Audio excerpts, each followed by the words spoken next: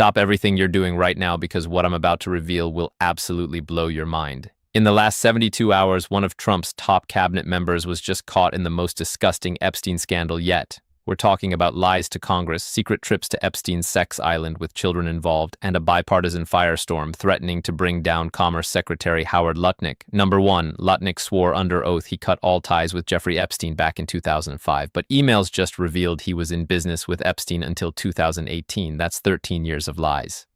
Number 2, Lutnick admitted Tuesday he took his wife, his 4 children, and his nannies to Epstein's private sex island in 2012, 4 years after Epstein was already a convicted sex offender. And number 3, even Republicans are turning on Trump. Thomas Massie is demanding Lutnick resign immediately, and he's comparing this to how British officials were forced out for way less. Right now, Lutnick's name appears in over 250 Epstein documents. Senators from both parties are calling for his head, and the White House is scrambling to defend him. Stay with me because this gets absolutely crazy. Let's start with the lie that started it all. Last year, Lutnick went on a podcast and told this whole story about meeting Epstein in 2005, seeing a massage table in his living room, getting creeped out, and walking away saying, "I will never be in the room with that disgusting person ever again." He claimed he cut all ties in 2005, never saw Epstein again, end of story, except it was all a massive lie. Because on January 31st, 2026, the DOJ released over 3 million pages of Epstein files, and guess whose name shows up over 250 times? Howard Lutnick. The emails show Lutnick and Epstein were in regular contact for years after 2005. May 2011, Epstein's schedule shows an appointment with Lutnick at Epstein's home. December 2012, emails show Lutnick and his family visited Epstein's private island. And get this, in 2012, the same year as the island visit, Lutnick and Epstein invested together in a technology company called AdFin Solutions. They were business partners. The New York Times found Lutnick's name in connection with Epstein as recently as 2018. That's 13 years after he claimed he never wanted to be in the same room with him again. In November 2015, Lutnick even invited Epstein to a Hillary Clinton fundraising event. In 2018, they were emailing about construction plans. This wasn't limited contact, this was an ongoing relationship.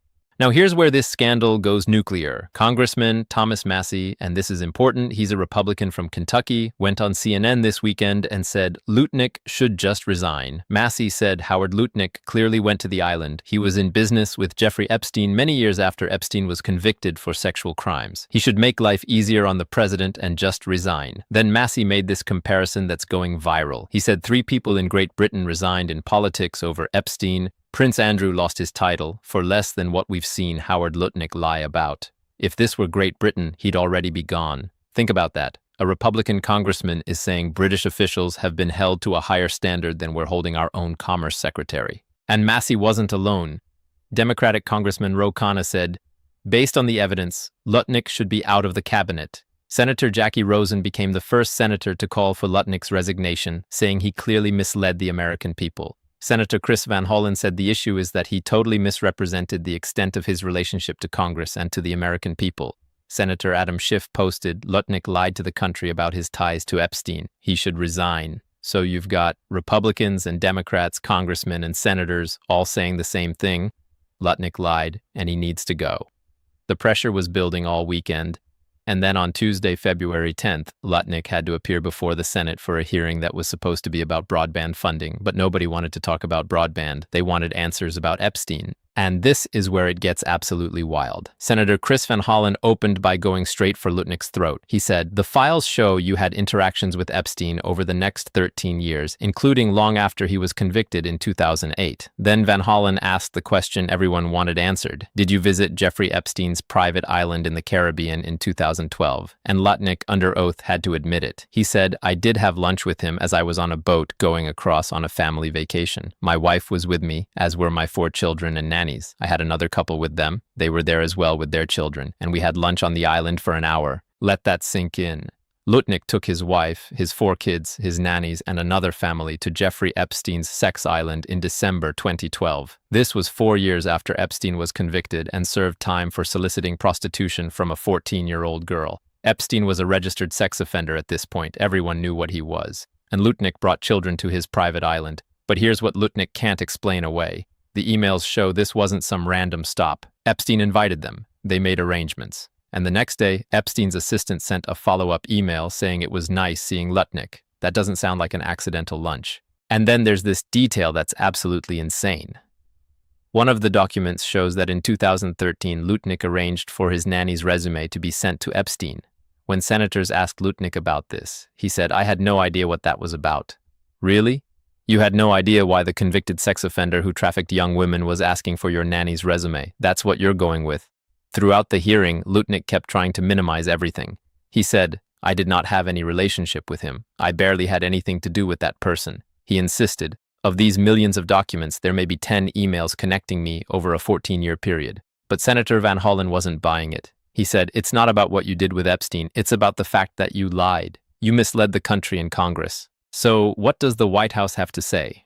Well, before the hearing, White House spokesman Kush Desai said, "President Trump has assembled the best cabinet in modern history and remains focused on delivering for the American people." Then, after Lutnick's testimony, Press Secretary Caroline Leavitt was asked if Trump was still standing by Lutnick. She said, "Secretary Lutnick remains a very important member of President Trump's team, and the president fully supports the secretary." So Trump is digging in. He's not firing Lutnick, at least not yet. And this is interesting because Trump's own name appears in the Epstein files too. So Trump probably doesn't want to set a precedent of cabinet members resigning just because their names are in the files. But here's the political problem Trump has. This isn't just Democrats calling for Lutnick's head. Thomas Massie is a Republican, and you've got Republicans and Democrats united on this, and that's rare. The Epstein files show that governments around the world are falling over this. In the UK, multiple officials have resigned. Prince Andrew was stripped of his royal titles. Peter Mandelson resigned as UK ambassador to the US. The British are holding their officials accountable, but here in America, we're just shrugging. Let me tell you what else is in these files. The New York Times found that in 2011, Epstein's schedule shows an appointment for drinks with Lutnick at Epstein's home. The files show Epstein donated $50,000 to an event honoring Lutnick. Why would Epstein donate 50 grand to honor someone he barely knew? The files show construction emails between them.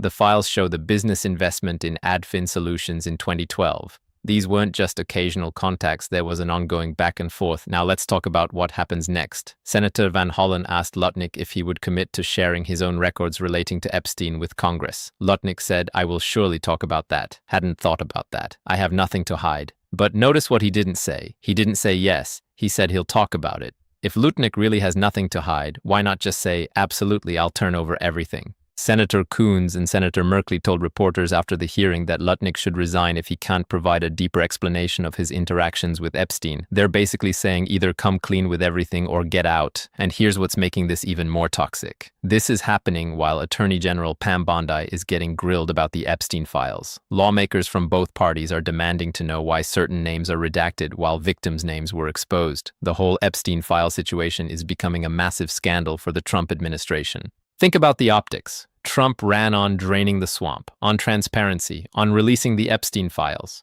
But now one of his cabinet members is caught lying about being in business with Epstein, visiting his island, and Trump is defending him.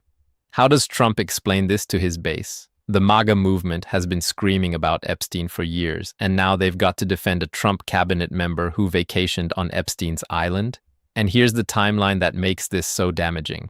Epstein was convicted in 2008. By 2012, when Lutnick visited the island, everyone knew what Epstein was. He was a registered sex offender. There were victims who had come forward. And Lutnick still chose to do business with him, still chose to visit his island. Lutnick can't claim ignorance. He even said the 2005 encounter creeped him out, but then he partnered with him in business, visited his island, and corresponded for years. Why? That's the question senators should be asking. Why did you continue a relationship with a convicted sex offender? Why did you bring your children to his island? Why did you invest in his business? What did you get out of that relationship that was worth being associated with a pedophile? And Lutnick doesn't have good answers. Here's where this could go. More Epstein files are still coming out. The DOJ says there are over 6 million documents and they've only released about 3 million. What else is in there about Lutnick? Congress is ramping up its investigation. If Lutnick refuses to turn over his records, Congress could subpoena them. There's also the possibility of more whistleblowers coming forward. What about the other family on the island with Lutnick? What did they remember? The pressure on Lutnick is only going to increase. Every day, there's a new story, a new detail, a new senator calling for resignation. At some point, Trump is going to have to make a calculation. Is keeping Lutnick worth the political damage? Trump might try to ride this out, hope the news cycle moves on. But with Congress investigating, with more files being released, with both parties united, this isn't going away. The other possibility is that Lutnick resigns on his own. He could say, "I don't want to be a distraction, I'm stepping down." That would let Trump off the hook. But if Lutnick fights to stay, we could see a prolonged battle. Congressional hearings, media investigations, protests. This could dominate the news for weeks. And here's the bigger picture. This isn't just about one cabinet member. It's exposing how powerful men protected each other, how they continued doing business with a known sex offender, how they lied about it. The Epstein files are revealing a network of elite men who knew what Epstein was and looked the other way. Lutnick is just one example. How many other Trump officials are in these files? How many members of Congress? How many CEOs? This is about whether we're going to hold powerful people accountable when they lie to us. The fact that this is even a debate, the fact that Trump is defending Lutnick, tells you everything about how broken our system is. So what can you do? Share this video. People need to know what's happening. Contact your representatives. Tell them Lutnick needs to resign or be fired. Tell them you want all 6 million documents released. Stay informed. Subscribe to this channel, hit the bell, because I'm following this story closely. Comment below. Should Lutnick resign? Should Trump fire him? Do you believe it was just an innocent lunch? I read every comment. This is one of the biggest scandals of 2026. Lutnick thought he could lie about his Epstein connections and nobody would find out. Well, they did. And now he's facing the consequences. Stay tuned, stay informed, and stay engaged. This is your government, your tax dollars paying his salary. Demand accountability. Thanks for watching. If you found this informative, thumbs up, share it, and I'll see you in the next video.